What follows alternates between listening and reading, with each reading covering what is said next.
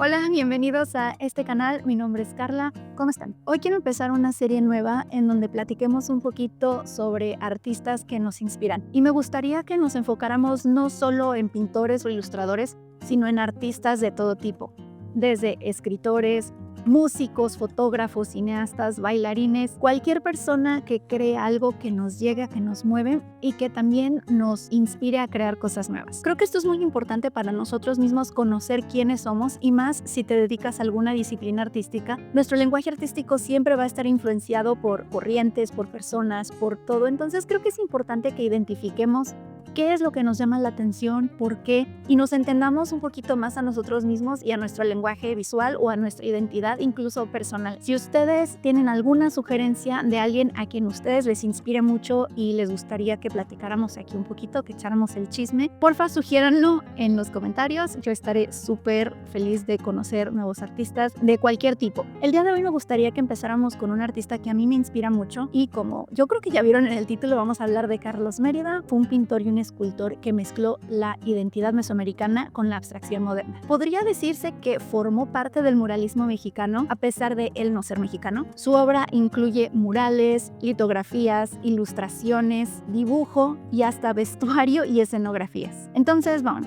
¿quién fue Carlos Mérida? Él nació en 1891 en Quetzaltenango, Guatemala. Su papá era abogado y su mamá era maestra. Como dato curioso, él inicialmente quería ser pianista. Desafortunadamente sufrió de una sordera precoz y eso lo obligó a acercarse un poquito más a la escultura y a la pintura. También se desempeñó como corresponsal para el periódico La Época de su natal Quetzaltenango. Muy joven tuvo la oportunidad de irse a Europa, pero no fue como un año sabático común, porque estando ahí se empezó a codear con Modigliani, Van Dongen y demás. O sea, imagínate empezar tu carrera viendo cómo nace el cubismo. En 1919 llega a México y le toca otro acontecimiento muy interesante, que es el nacimiento del muralismo mexicano. México, muralismo y ruptura. Le tocó ver nacer varias corrientes artísticas, eso sí es tener suerte. En 1922 trabaja como ayudante de Diego Rivera en la creación del mural La Creación, que se encuentra en el Anfiteatro Bolívar, en el antiguo Colegio de San Ildefonso, la Escuela Nacional Preparatoria. Este mural es muy interesante porque habla sobre la dualidad humana. Aparte es un mural interesante porque fue el inicio de la carrera como muralista, podría decirse, de Diego Rivera, y es un momento clave en el auge de la vanguardia posrevolucionaria en México. Pero aquí está el asunto. Mérida nunca se sintió en sí parte de este movimiento. Leí por ahí, no sé qué tan cierto sea, de que él llegó a ser excluido un poquito, o que él llegó a sentirse excluido de este movimiento por no ser mexicano, lo cual pues sí lo veo probable, pero fuera de eso él nunca se sintió realmente atraído por esas narrativas políticas tan directas. Él como tal decidió alejarse voluntariamente del movimiento tal cual, que era el figuratismo. Él y Rufino Tamayo decidieron poner distancia y alejarse un poquito de este movimiento. Pero eso lo llevó a preguntarse cosas muy importantes. Los muralistas en México estaban muy interesados en mostrar la identidad del pueblo, de la revolución, identidad política, social, cultural. Se empezó a preguntar cómo puedo yo representar la identidad de una manera diferente. Tal vez con geometría, con formas, con colores y sin personajes tal cual. Ahí empieza el primer rompimiento. Se alejó de esa narrativa y empezó a crear un lenguaje abstracto, basado en raíces indígenas que también representan nuestra identidad. Europa 2.0, estilo propio y regreso a México.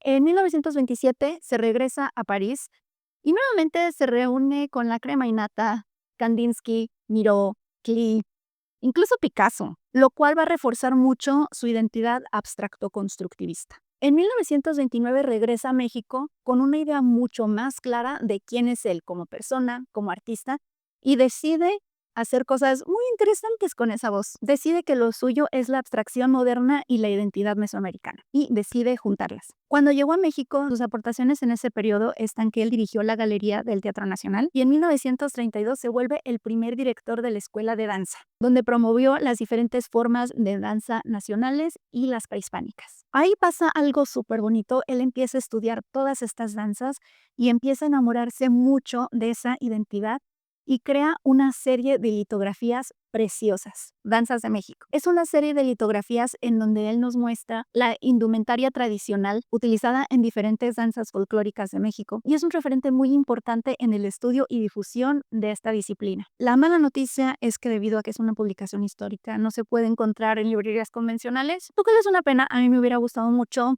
tener este libro. Otras cosas que estuvo haciendo Carlos Mérida durante ese periodo de tiempo es el mural en mosaico de la torre insignia que se llama Motivos Tlatelolcas. La idea era reflejar elementos culturales e históricos de Tlatelolco. Esto lo hizo en 1964 y esto es muy importante porque en su época no se hacían cosas de este tipo, algo escultural integrado al edificio tal cual.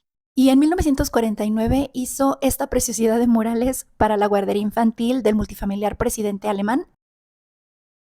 En 1978 crea Popol Vuh, que es una serie de serigrafías en donde no lo interpreta tal cual, sino que crea una composición muy poética. También hizo un mural muy bonito de Caperucita Roja, en donde cambió al lobo por un coyote, lo cual se me hace un súper detallazo. Y esto lo descubrí apenas hace como 1 año o 2 años, de que él, junto con Mario Pani, un arquitecto mexicano también muy conocido, en 1949 hizo de los primeros, o si no, los primeros murales abstractos para el multifamiliar Juárez. Desafortunadamente, estos edificios tuvieron que ser derribados debido al sismo de 1985. Una cosa es que cuando estaba haciendo la investigación para este video, puse en Google así de que Carlos Mérida, libros infantiles.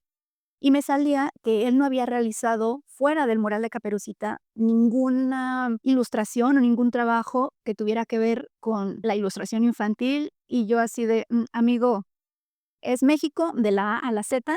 Es un libro con textos de Jaime Labastida, pero les voy a platicar algo muy bonito de este libro. Es un abecedario que fue comisionado por la Comisión Nacional de Libros de Texto Gratuitos en 1959, me parece. Para las personas que no son de México, les platico rápidamente sobre la Comisión Nacional de Libros de Texto Gratuitos. Es un organismo público creado por la Secretaría de Educación Pública en 1959 y su objetivo era proporcionar libros de manera gratuita a los alumnos de educación básica. Eran libros súper bonitos con ilustraciones muy lindas y creo que la mayoría de mexicanos recordamos con particular cariño al Atlas de México, que realmente no cabía en la mochila. Entonces Carlos Mérida hizo el abecedario, pero desafortunadamente no fue publicado y el abecedario quedó guardado por familiares de Mérida hasta que se recopiló y se puso en este libro. Este libro, si yo lo conseguí en Amazon, lo pueden conseguir fácilmente, no es como el de Danzas de México. Entonces, es de editorial Siglo XXI, por si les interesa. Otro libro ilustrado infantil que hizo Mérida es The Hungry Moon. Está preciosísimo. Es difícil de encontrar. Yo hace poco lo encontré en Amazon, pero no lo compré porque se me hizo caro. Y sí estaba, pero bueno. Otra aportación preciosa que hizo Mérida es esta colección de trajes regionales mexicanos. También es una publicación histórica, pues es casi imposible de conseguir, pero en Mercado Libre hay una serigrafía por si le sobran 15,000 pesos. Otro libro ilustrado por Mérida es Mexican Folkways, con un poco de nuestra cultura y nuestras tradiciones. Y también hizo la portada para Acapulco en el sueño, que está escrito por Francisco Tarío, pero trae fotografías de la Lola Álvarez Bravo. Pues bueno, de ella vamos a tener que hablar también en un futuro no muy lejano. ¿Por qué me inspira a mí? Lo primero es que no se dejó llevar por lo que estaba de moda o por los movimientos artísticos de la época, sino que lo supo integrar muy bien con quien él era como persona, con sus creencias, con su cosmovisión, con todo lo que él era. A pesar de haberse ido a Europa, no se quedó como que soy el europeo wannabe y tampoco se quedó con la idea de solamente lo folclórico y solamente lo nacional o solamente lo mesoamericano, sino que logró fusionar ambas identidades que creo que también pues, nos definen mucho a nosotros como latinoamericanos. Me gusta mucho que cuando no fue recibido necesariamente, bueno, si es que es cierto que no fue bien recibido en todo esto del muralismo, aparte de que él no estaba en sí, pues no a favor, pero que él no congeniaba, digamos, con todas estas corrientes, él decidió ser fiel a sí mismo y decir, ¿sabes qué? Esto a mí no me gusta, que se siente más como yo. Y creó algo tan precioso y tan de él que no puede no inspirarte. Es como una manera de decir, cree en ti mismo, si algo no se siente bien, no lo sigas. Otra cosa que me gusta mucho de él es que trabajó en varios formatos,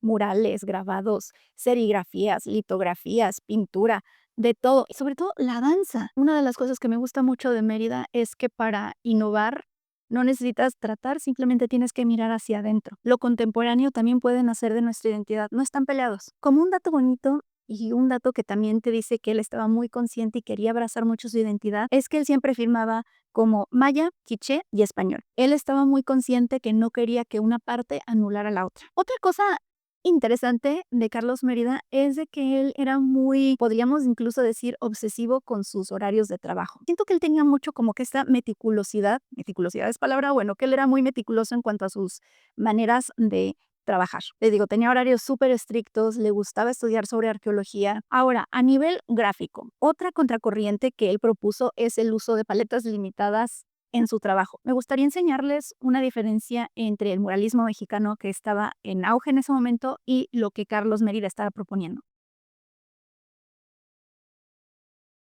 Se ve mucho la diferencia de paletas que están escogidas muy cuidadosamente. También el uso de figuras geométricas. Hay algo muy interesante en sus litografías de danzas de México. Me encantan el juego de formas que realiza. Me parece que incluso en cuanto a ilustración es algo que se percibe muy contemporáneo, pero también muy atemporal, lo cual a mí me interesa mucho en mi propia práctica también incorporar estas dos cosas, la paleta de colores y la atemporalidad. Y bueno, como conclusión, me gustaría que nos quedemos con esta enseñanza que nos da Carlos Mérida, que no es necesario seguir una corriente, podemos formar la nuestra, podemos ser fieles a quienes somos y a nuestra identidad y crear algo hermoso con ella. Muchas gracias por estar aquí, espero que les haya gustado el video, que les haya entretenido.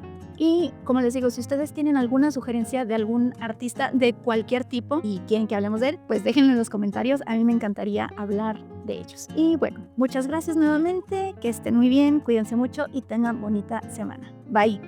Carlos Mérida fue un pintor y un escritor.